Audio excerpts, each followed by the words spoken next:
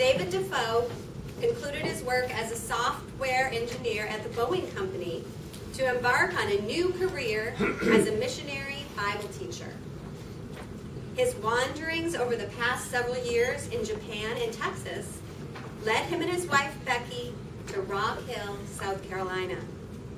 David enjoys studying, applying and teaching the Bible, travel, cooking, reading, and dreaming with his wife Becky. Joining Toastmasters has helped him get his feet on the ground in the Charlotte area and given him a forum for honoring and honing his communication skills. Today, David is working on Project 3 out of the Competent Communication Manual. That project is Get to the Point. The title of his speech is On the Border. David says that an on-the-border situation is when you're facing a tricky decision, not necessarily a major one, but one that is just a little bit difficult for you to deal with. This speech will help you identify when you're in an on-the-border situation and give you some practical tips for deciding which way to go. Please welcome David Dafoe.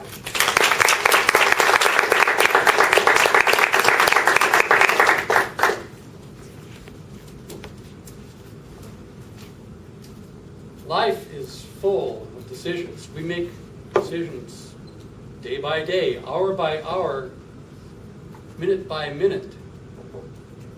And every decision shapes our future trajectory and shapes the future pathway of our life. And you know, there are some very clear-cut decisions. Some decisions are very easy to make, but then there's other decisions which are tricky. We're trying to weigh the odds, weigh the alternatives, and we want the scales to tip this way or to tip that way, and they doesn't always come out clear.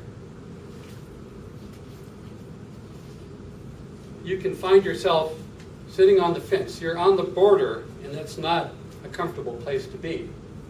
It's you can't sit on the fence forever. You have to get off on one side or the other. But which side will it be? The alternatives don't always seem clear, and it's hard to make that decision sometimes.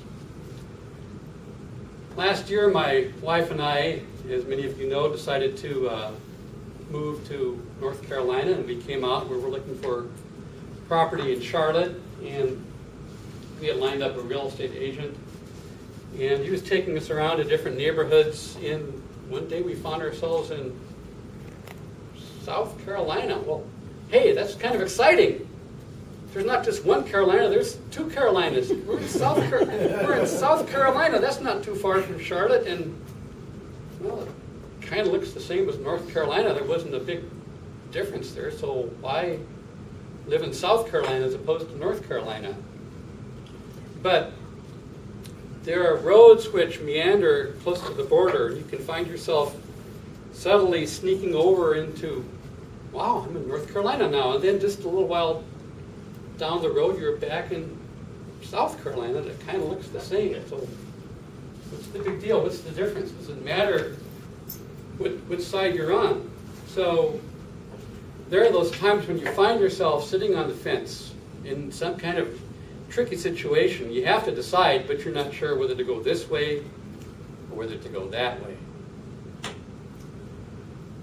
About 3 weeks ago, I was on my way to Toastmasters and pulled off exit 25 when I was there at the traffic light, minding my own business, waiting for the light to change, when all of a sudden, wham! Oh no, I was rear-ended.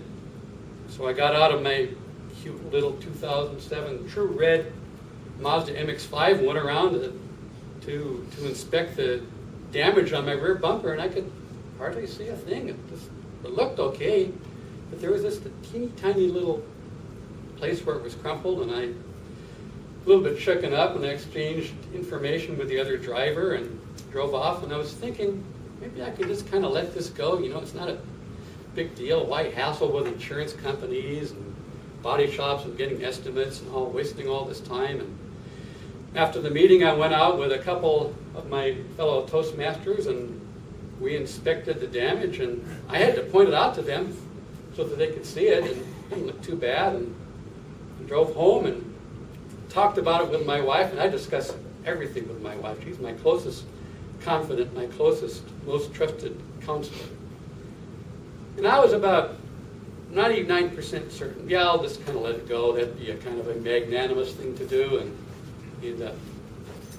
hey, I got to tell you something. This is Toastmasters, right? No politics here, no controversial theology. But I have to confess that situations like this that bring out the bleeding heart liberal in me. I actually felt sorry for the person that ran into me. I'm sure she didn't do it on purpose. And maybe her husband would bawl her out for causing the insurance rates to go up. And I thought, well, maybe I'll just kind of, I'll be gracious and let it go. And maybe I'll even write a little letter to her with a testimony, a witness, and quote the golden rule from Matthew chapter 6. But yeah, then after a couple days, I went out and washed the car. It looked a lot better, and showed it to my wife. I had to point out the damage to her so she could see it. But there's still that 1% uncertainty that was kind of haunting me. And then a few days after that, I woke up and I had this sinking feeling in my gut that, oh man, I don't know what I'm going to do about this bumper. Can I really just leave it the way it is? And so, as my custom is, I went into my office and spent some time in prayer. Hello God, are you there? And I didn't really feel much. Read a few chapters out of 1 Chronicles. 1 Chronicles didn't give me the answer to my problem. Didn't help me make my decision. But then I was thinking, and I got this brilliant flash of insight. That was amazing. And I said to myself, why should I feel guilty?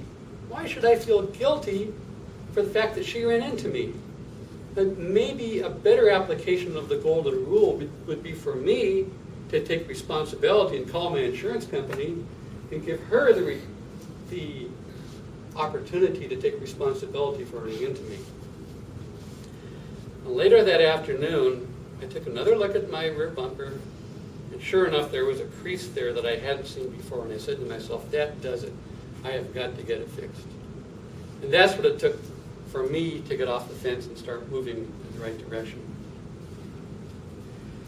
So I don't know what kind of little decision maker or big decision maker all of you folks are, but you may find yourself in one of those situations where you're on the fence, you're on the border, and you're struggling with a decision. You're not quite certain which side to get off on.